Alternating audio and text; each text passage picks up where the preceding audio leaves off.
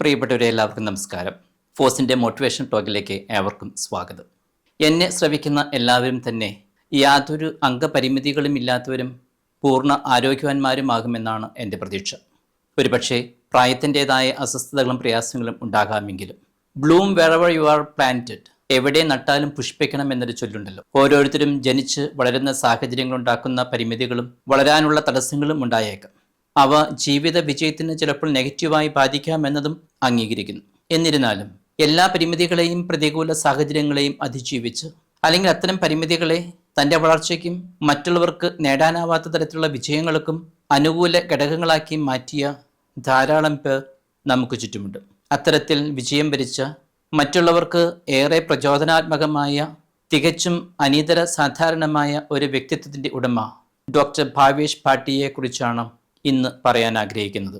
1970 December 29 ജനിച്ച ഭാവേഷ് ചന്ദുപാദ് ഭാട്ടിയയ്ക്ക് ജനനത്തിൽ തന്നെ retina macular degeneration എന്ന കാരണത്താൽ കാഴ്ച കുറവായിരുന്നു. അച്ഛൻ മഹാബാലേശ്വറിയിലെ ഒരു ഗസ്റ്റ് ഹൗസിൽ കെയർ ടേക്കറായിരുന്നു. അമ്മയ്ക്കാകട്ടെ ക്യാൻസർ ബാധിച്ചു. ഭാവേഷിൻ്റെ കുട്ടിക്കാലത്ത് തന്നെ അവർ മരണപ്പെടുകയും ചെയ്തു.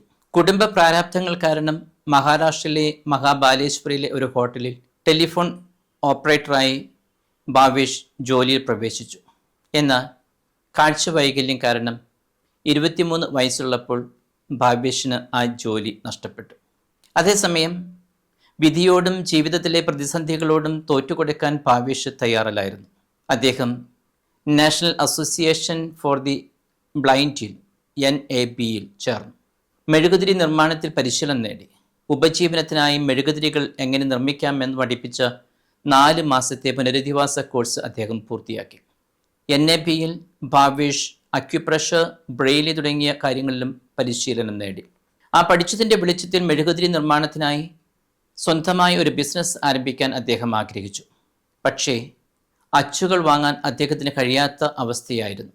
കാരണം അയാൾക്ക് താങ്ങാൻ കഴിയാത്ത അത്ര ചിലവേറിയതായിരുന്നു അത്. മഹാബാലേശ്വരിലെ ഹോട്ടലുകളിൽ മസാജ്, അക്യുപ്രഷർ തെറാപ്പിസ്റ്റായി ജോലി ചെയ്യാൻ തുടങ്ങി. ആ ജോലി പണം ലഭിക്കാൻ സഹായിച്ചു. അതിലൂടെ അദ്ദേഹം ഒരു പ്ലെയിൻ മെഴുകുതിരി മോൾഡും 5 കിലോ മെഴുകുതിരിയും വാങ്ങി മെഴുകുതിരികൾ നിർമ്മിക്കാൻ തുടങ്ങി. മഹാബാലേശ്വരിലെ ഹോളി ക്രോസ് പള്ളിക്ക് മുന്നിൽ ഒരു തെരുവ് കച്ചവടക്കാരനായി അവയുടെ വിൽപ്പനയും നടത്തി. വളരെ ശ്രമപ്പെട്ട് ഓരോ ദിവസവും അടുത്ത ദിവസത്തെ അസംസ്കൃത വസ്തുക്കൾക്കായി 25 രൂപ നീക്കി വയ്ക്കാറുണ്ടായിരുന്നു. മുംബൈയിലെ നീത എന്ന പെൺകുട്ടി ഒരു ഉപഭോക്താവായി ഭാവേഷിൻ്റെ കടയിൽ വരാറുണ്ടായിരുന്നു. പിന്നീട് അദ്ദേഹവുമായി അടുപ്പത്തിലാവുകയും അവളുടെ കുടുംബത്തിൽ നിന്നുള്ള കടുത്ത എതിർപ്പ് അവഗണിച്ച് അവർ വിവാഹിതരാവുകയും ചെയ്തു. ഭാവേഷ് പല സ്രോതസ്സുകളിൽ നിന്നും സഹായം തേടാൻ ശ്രമിച്ചെങ്കിലും ആളുകൾ സഹതാപം പ്രകടിപ്പിച്ചെങ്കിലും ആരിൽ നിന്നും ഒരു സഹായം ലഭിച്ചില്ല. ബാങ്കുകളിൽ നിന്ന് വായ്പയും. മാത്രവുമല്ല, പ്രൊഫഷണൽ മെഴുകുതിരി നിർമ്മാതാക്കളിൽ നിന്നോ സ്ഥാപനങ്ങളിൽ നിന്നോ മെഴുകുതിരി നിർമ്മാണത്തിലുള്ള വിദഗ്ധോപദേശം ലഭിക്കാൻ സാധിച്ചതുമില്ല. അതേസമയം ഒരിക്കൽ ഏതോ സാമൂഹ്യ ദ്രോഹികൾ അദ്ദേഹത്തിൻ്റെ മെഴുകുതിരികളെല്ലാം വലിച്ചെറിഞ്ഞ് നശിപ്പിച്ചു കളഞ്ഞു. മേൽത്തരം മെഴുകുതിരികളുടെ രൂപകൽപ്പനകളെക്കുറിച്ച് ഒരു ധാരണ ലഭിക്കാൻ ഭാവേഷ് ഭാര്യയോടൊപ്പം ഷോപ്പിംഗ് കോംപ്ലക്സുകളിൽ പോയി അവിടെ പ്രദർശിപ്പിച്ചിരുന്ന വിവിധ തരം മെഴുകുതിരികളെ സ്പർശിച്ച് അവയുടെ ആകൃതിയും വലിപ്പവുമൊക്കെ അനുഭവിച്ചറിയാൻ ശ്രമിക്കാറുണ്ടായിരുന്നു. അന്ധരായ ആളുകൾക്കായി NAB നടപ്പിലാക്കിയ ഒരു പ്രത്യേക പദ്ധതി പ്രകാരം ഭാവേഷിന് സധാര ബാങ്കിൽ നിന്ന് 15,000 രൂപ വായ്പ ലഭിച്ചു. ഈ പണം ഉപയോഗിച്ച് ഭാട്ടിയ 15 കിലോ മെഴുക്, 2 ഡൈകൾ, ഒരു കൈവണ്ടി എന്നിവ വാങ്ങി. ആദ്യകാലങ്ങളിൽ അദ്ദേഹത്തെ സഹായിച്ചിരുന്ന അദ്ദേഹത്തിൻ്റെ സുഹൃത്ത് നീരജ് ചന്ദ്രൻ്റെ ഡിജിറ്റൽ ക്യാമറ ഉപയോഗിച്ച് ഫോട്ടോകൾ എടുത്തു. ഒരു ചെറിയ വെബ്സൈറ്റ് www.sunrisecandles.in സ്ഥാപിക്കുകയും ഗൂഗിളിൽ പരസ്യം ചെയ്യുകയും ചെയ്തു. തന്മൂലം ധാരാളം ഓർഡറുകൾ ലഭിക്കാൻ തുടങ്ങി. പിന്നീട് കാര്യങ്ങൾ ഏറെ മാറാൻ തുടങ്ങി. ഗൂഗിളിലെ പരസ്യങ്ങൾ കൂടുതൽ വ്യാപിപ്പിക്കുകയും കൂടുതൽ ഓർഡറുകൾ ലഭിക്കാൻ തുടങ്ങുകയും ചെയ്തു. ഭാവേഷിന്റെ ഒരു സുഹൃത്തിൽ നിന്ന് കുറച്ച് സ്ഥലം ലഭിച്ചു. ഒരു ബിൽഡറായിരുന്ന മറ്റൊരു സുഹൃത്ത് ആ സ്ഥലത്ത് ഒരു ചെറിയ മെഴുകുതിരി നിർമ്മാണ കേന്ദ്രം നിർമ്മിച്ചു. 2024 കണക്ക് പ്രകാരം ആ പ്രസ്ഥാനം ഇന്ന് ഇന്ത്യയിലെ 14 സംസ്ഥാനങ്ങളിലായി കാഴ്ച വൈകല്യങ്ങളുള്ള 9,500-ലധികം തൊഴിലാളികളുമായി 67 രാജ്യങ്ങളിൽ ബിസിനസ് നടത്തുന്ന സൺറൈസ് മെഴുകുതിരികളുടെ വരുമാനം 350 കോടിയിലധികമാണ്. UK-യിൽ നിന്ന് മെഴുക് ഇറക്കുമതി ചെയ്യുകയും പില്ലർ മെഴുകുതിരികൾ, ഫ്ലോട്ടിംഗ് മെഴുകുതിരികൾ, നോവൽറ്റി മെഴുകുതിരികൾ, ജെൽ മെഴുകുതിരികൾ, കളിപ്പാട്ട ആകൃതിയിലുള്ള മെഴുകുതിരികൾ, ഫ്രൂട്ട് ബാസ്ക്കറ്റ് മെഴുകുതിരികൾ, പരമ്പരാഗത മെഴുകുതിരികൾ എന്നിവയുൾപ്പെടെ വിവിധ തരം മെഴുകുതിരികൾ നിർമ്മിക്കുകയും ചെയ്യുന്നു. കൂടാതെ മഹാബാലേശ്വരിനടുത്തുള്ള മോളേശ്വർ ഗ്രാമത്തിൽ ശാരീരിക വൈകല്യമുള്ളവർക്ക് ഡിസൈനർ മെഴുകുതിരി നിർമ്മാണ കലയിൽ പരിശീലനം നൽകുന്നതിനായി ഒരു നൈപുണ്യ വികസന കേന്ദ്രം തുറന്നു.